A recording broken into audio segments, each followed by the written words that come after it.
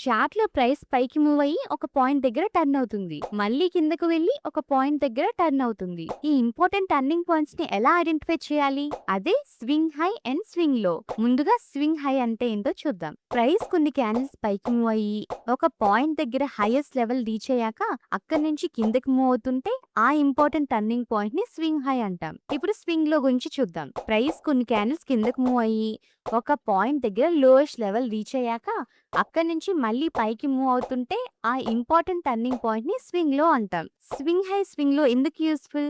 ఎందుకంటే swing high and swing లో chart లో ఇంపార్టెంట్ టర్నింగ్ పాయింట్ ని అబ్జర్వ్ చేయడానికి హెల్ప్ చేస్తాయి. వీటిని యూజ్ చేసి traders market structure, trend and important price level ని స్టడీ చేస్తారు. కానీ ప్రతి చిన్న క్యాండిల్ హయ్యర్ లోని స్వింగ్ హై ఆర్ స్వింగ్ లో అని కన్సిడర్ చేయకండి. ప్రైస్ డైరెక్షన్ లో మీనింగ్ఫుల్ టర్నింగ్ పాయింట్ ఉందా అని అబ్జర్వ్ చేయండి.